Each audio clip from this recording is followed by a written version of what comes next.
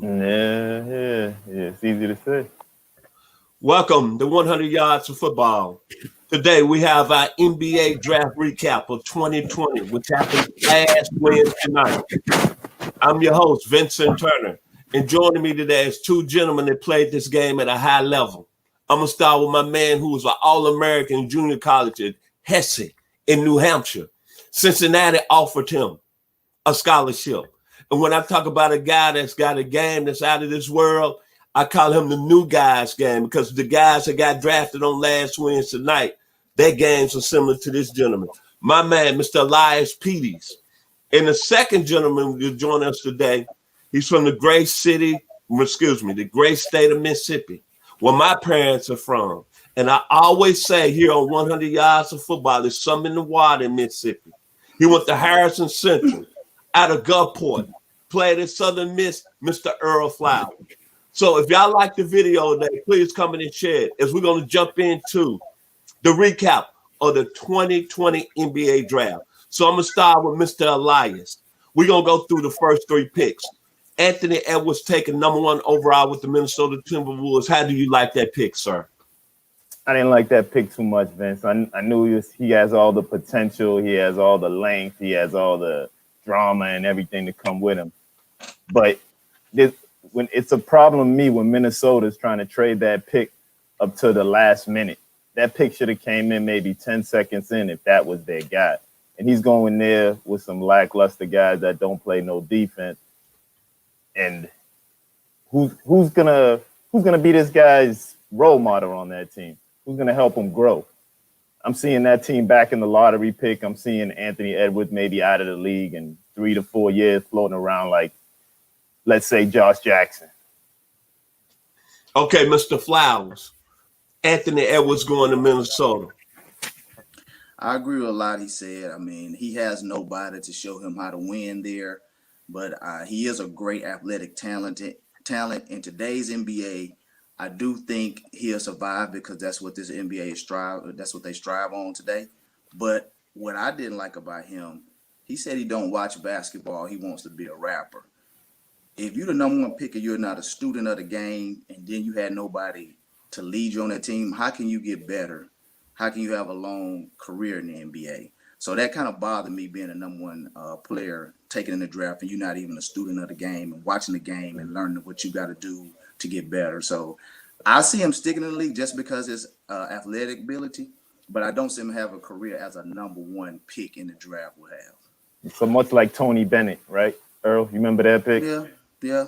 But, you know, he's probably a little bit more talented because Tony Bennett to me was a little bit undersized. That's the position he played down low, but you know, I don't know. I just had to watch and see it. He might have to go to another team before he really be successful. I don't think he's successful at Minnesota, like you said. He's too young, not a winning atmosphere, nobody to look up to, no role model. So I'm gonna watch him closely and see how it turns out. There's only been like seven guys that they drafted number 1, I think, to win a championship with that team. And the thing that really pissed me off and really made me not like Anthony Edwards as far as how he loves the game of basketball is when he hit that game against Chaminade to win the number 7 in the Maui and ran all over the court. Me, I'm trying to get back into the locker room and figure out how the hell Chaminade got so close to us.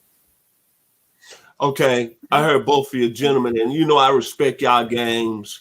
Y'all play at a high level, but I'm gonna bring it up because we're gonna take the energy here at 100 Yards Football. I totally disagree with y'all. When you look at Anthony Edwards, 6'5", 220, a guy that can get his shot, he doesn't need any passing, he doesn't need any screens. A very explosive guy to the rim, a guy that's got tremendous offensive ability. Now, don't get me wrong, he didn't shoot the ball well at Georgia, but both of you gentlemen, I'm not trying to go there with y'all today, but what y'all saying about Anthony Edwards, I got to totally disagree. He's a guy I think is going to be a very special player from the offensive end and a gentleman that can get his shot. And that's real big in the NBA, especially what you saw in the bubble here in the NBA playoffs. How many people could get their shot? Jamal Murray, and I'm right, Tyler Hero. Anthony Edwards, to me, is that same type of player on the explosive level. So I'm just saying that. I'm disagreeing with both of you young men today. But we only got 30 minutes, so let's don't get long with it. Y'all want to rebuttal? Yeah. Yeah, I need a rebuttal real quick. Go ahead. Okay. Elias?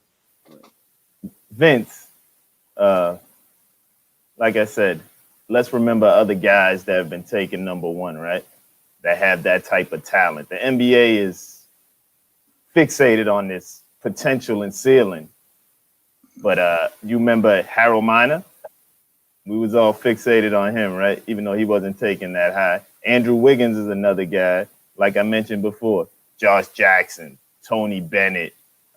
We could go to Asim Tibet out of Connecticut. All these guys with all these potential. And Anthony Edwards, I want to see who's behind him, who's going to lead this guy to be the best he could be. Because right now, I don't see him having anybody to get rid of that level of maturity that I want to be a rapper and I don't love this game and I love football. Mr. Flowers. It depends on what you define success is, because Elias, you hit the nail on the head. I was thinking the same thing. Andrew Wiggins, that's who we remind of. I mean, all the athletic ability in the world can create their own shot. But as a number one pick, I'm thinking of a franchise player. And to me, I think Karl Anthony Towns would be Minnesota franchise player before Anthony Edwards, and that may cause him a problem because he might not get all the touches and opportunities that he would need. So as a number one player, I'm saying, as a NBA player, I'm saying I don't think he's a franchise player, but I do think he would be a really good NBA player. And another thing real quick, Vince, before you when he walks through that door in Minnesota, right? Jimmy Butler would have tested him off the bat to see how hard he was. Tibbs would have tested him to see how hard he was when they was there, right? Karl Anthony Towns and D'Angelo Russell, no disrespect to those guys, they're going to ask him to play video games, not play basketball. Let's move on. The second player taken in the draft, Mr. James Wiseman. Much love to the 901, University of Memphis, him going to Golden State. What's the impact he's going to make there, Mr. Perez, Mr. Peters? That's another thing. Golden State was happy that that Minnesota didn't select Wiseman because they didn't want that tough decision of passing up on Edwards and letting him fall and all that hoopla that goes on with that. But when it comes to Wiseman, we seen what Wiseman. We talked about this last week. If it's the Wiseman that played in the EYBL that wants to be LaMarcus Aldridge, he's gonna fail. But like I said, what Anthony Edwards doesn't have at Minnesota, they do have over there in Golden State and Damon Edwards that's going to keep that kid in check and say, hey, kid, this is what we need you to do, along with Steve Kerr, Stephen Curry. We need you to rebound. We need you to catch alley-oops. We need you to run that secondary break. We need you to run pick and roll. We need you to anchor this defense, and we're going to win the championship. Mr. Flowers, James Wiseman. I love this kid. I tell everybody, if he would have played a full season, it would have been no question he would have been the best player in college and the number one pick. He only played 3 games and he was the number 2. He's going into the best situation that you can go in with where he don't have to do anything. He just have to lay back, catch lobs, let Draymond Green feed him off the weak side. And if Clay was there, everybody be running all over the floor. So everything will be open with his size and athletic ability. And I think the work ethic that he's going to look and see when he gets to Golden State, the ceiling, he's going to the sky. The sky's the ceiling. He's going to be the best player because he's in the best situation. I think he's going to have the best rookie season. He has the less pressure at any draft pick. And he's a great talent to produce because he's on the best team. Yeah. Okay, the number 3 pick, the Charlotte Bobcats. This young man comes from a family, I'm going to call him basketball royalty. Because right now, when you look at the NBA, outside LeBron James, every word that I hear on media, it's got the last 4 letters of BALL. California, BALL. And to me, he is the best player in the draft. LaMelo Ball going to Charlotte, Elias. How do you like that pick? Oh, I mean, I love that pick. I think Charlotte and Michael Jordan, that organization, finally got it right. Just look, as soon as he was drafted, look, the internet went crazy. I think he was one of the most trended people on the internet. And then season ticket sales went up. I don't know how that happens with what's going on, but it went up. So he's trending, but he makes everybody better. When he has the ball, your teammates get better. Bridges is gonna get better. You're gonna get Graham's gonna get better because he can play off the ball with him. What they're gonna do with Rozier, that's still time to tell.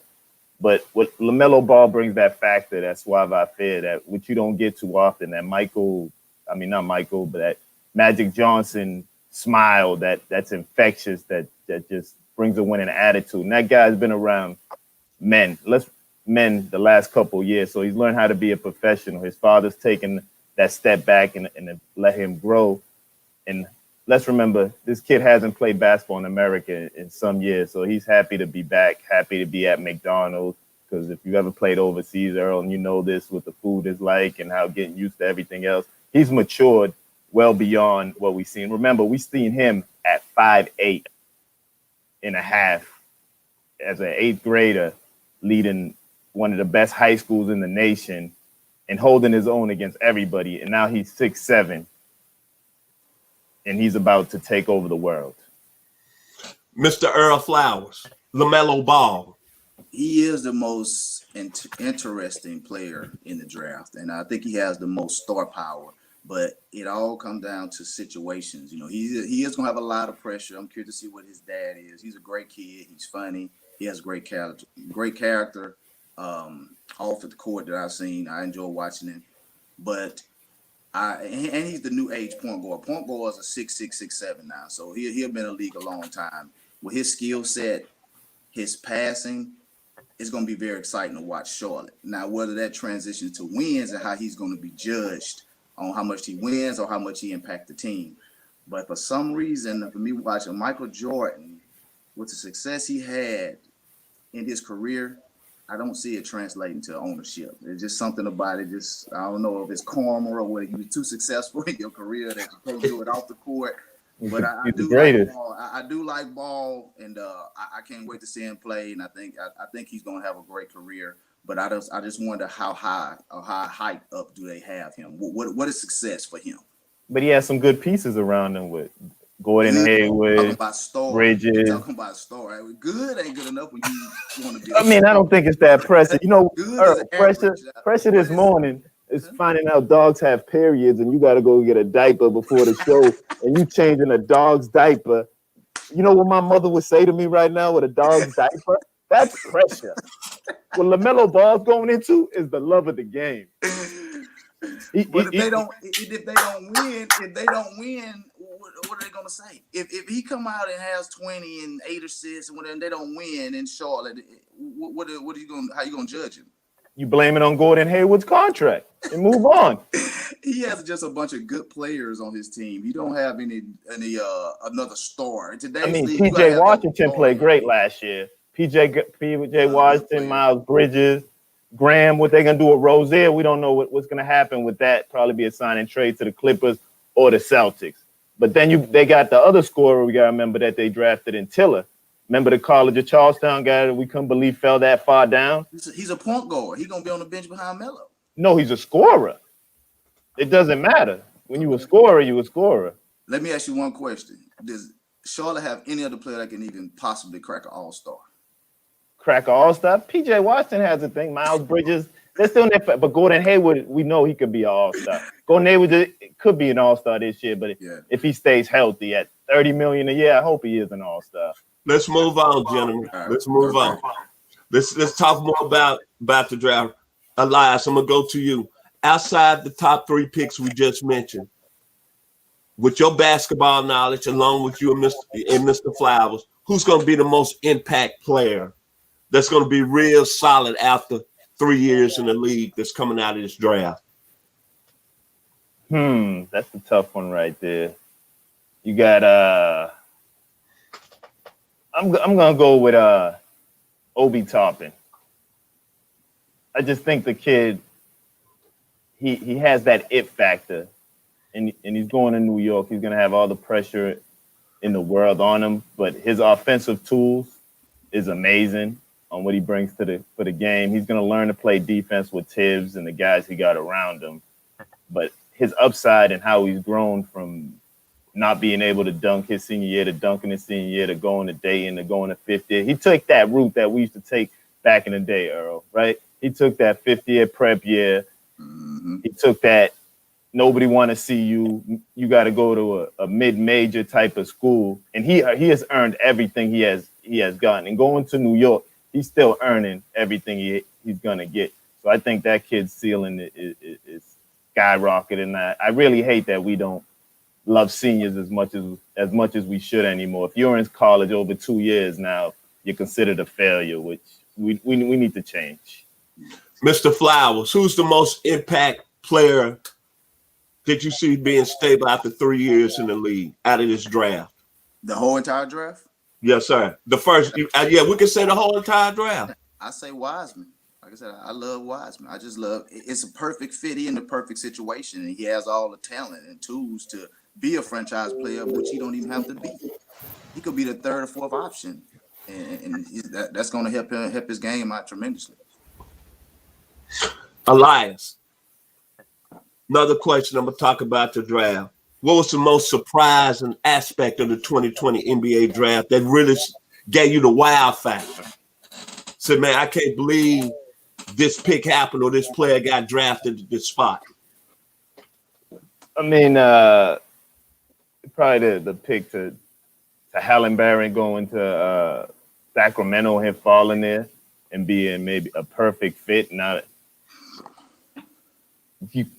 for a guy like that can shoot, play defense, handle the ball, play off the ball. That's just a tremendous pickup, and I think everybody would say that when you got like Patrick Williams being drafted by not even starting a game. But you know what's even crazier with Patrick Williams not starting a game? I see his upside. He reminds me a lot of a Jeff Green when Jeff Green was that big potential guy when he came to the Celtics, and we thought we had that next OKC starter, and it just wasn't that. So Patrick Williams, that was definitely a big surprise to me, especially him not starting. But last year, his teammate got drafted at the end of the first round, who hadn't started in the game either, who had a great tournament, which I can understand. The tournament abused you. But when you don't have a tournament and you get drafted that high and not start, it's just amazing to me. And then Okoro going to Cleveland, I feel sorry for that kid. It's just they got 2 point guards there. They don't know what they're doing. They don't know what they're doing with their big men. I just feel sorry for that kid and wish he would have fell somewhere else. That was a big surprise they took him after having them 2 point guards there in Garland and Sexton, and then you go get Okoro to be your perimeter guy. Mr. Flowers, your most surprising aspect of the draft? I have kind of two. Patrick, that right there just threw me off. I mean, like, I watched Florida State play a couple of times, and I never thought they had a lottery player on their team. When I said I didn't realize he was like you said, he didn't even start, he didn't even play. The Florida State put stars out there though in NBA. I can't remember. Man, today y'all disrespecting Leonard Hamilton, and we got some Florida. Defense. We understand what Leonard Hamilton teaches. We understand that.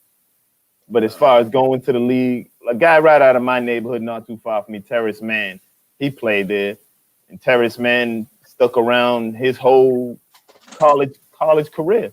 He's a great defensive player. He found his niche with the Clippers. But if we look around the league at Florida State guys, we can just say that they could play defense. Mr. Flowers. Yeah, it surprised me both ways with Patrick Willis, or wasn't Williams? Patrick Williams. And then Cassius Winston going so late. I was kind of surprised at them too, because it's like now you get penalized for being a 4-year senior who put in work, played on a high level, and you go late second round, and then somebody who don't even start and play the game, he goes lottery. And that's just surprising to me. And I see that the game is going too much potential instead of letting players draft players by what their career was in college. Okay. Pritchard wasn't Pritchard just pissed off the whole Boston Boston fan base by picking him right there. Because nobody understands that pick till to this with day. 5 Even guards. with Edwards, Trent, and everybody, and maybe bringing Rozier back and Pritchard. You draft Pritchard with all the guys still available. We could have got Kid Terry from Stanford that could at least play off the ball and lights out shooter. But no, we go get Mr. Elite Handles. That's Danny Ainge's stepson. That's Danny Ainge's stepson, man. Who? Pritchard, Danny Ainge's stepson. I mean, I understand. I hope Boston's done with this great white hype stuff. I mean, we've moved on in life, and Larry Bird's not walking through that door right now. Jason Tatum and Brown and guys like Grant Williams and all them. Those are the guys that are walking through that door that we're gonna win with. Calvin Pritchard, I don't see how he's gonna help his first couple years. G League superstar.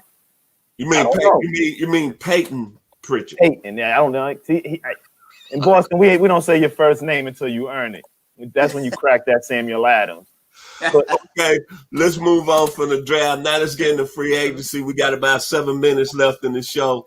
Let's talk about the mighty LA Lakers. I'm going to call them the LA Lakers today. Gentlemen, right quick, the Lakers getting Marc Gasol and trading JaVale McGee.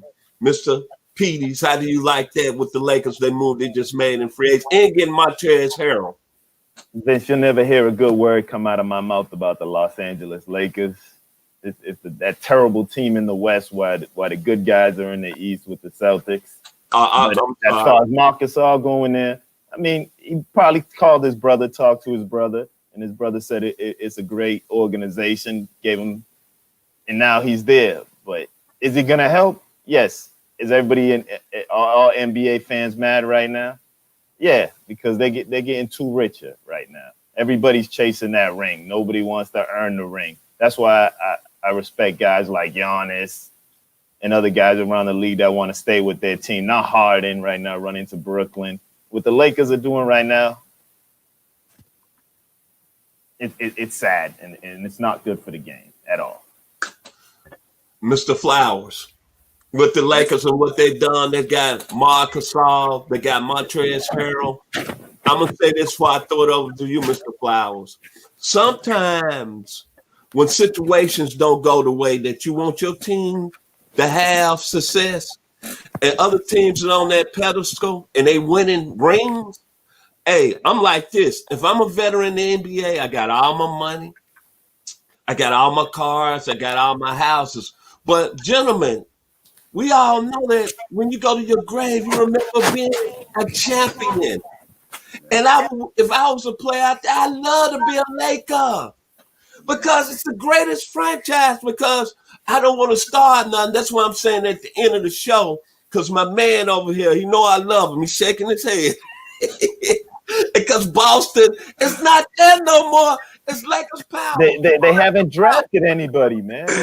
They're coming off these free agency and just snatching these guys up. It's a freaking mess, really.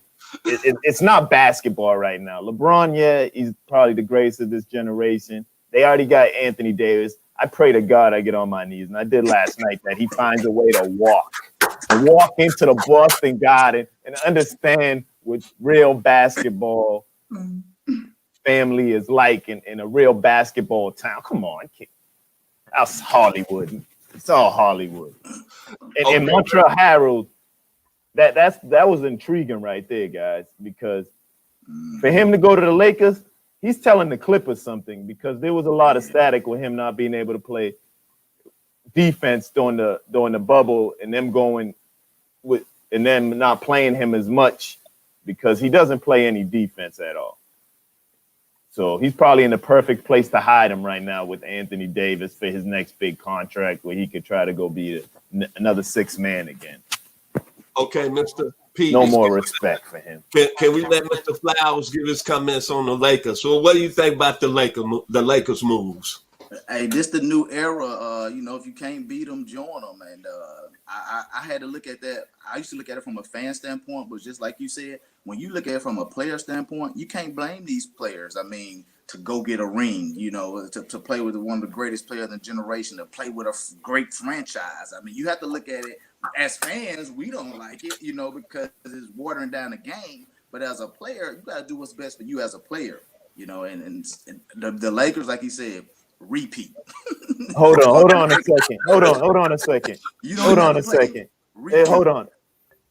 Hey, Larry Bird, would you have gone to play with Michael Jordan or Magic Johnson? Oh, new era, baby. It's a new era. Not happening. Era. Should I call Michael Jordan and ask him if he would have went to play somewhere else? But see what happened, the players got smart on the business side, so they like, I'm not gonna do all this and get beat up and spend all these years losing and all this when I can go about the fans, money and play and make it easier and get me a championship. It's just a different frame of mind, you know, in today's era. It's sad. It's business. Very sad.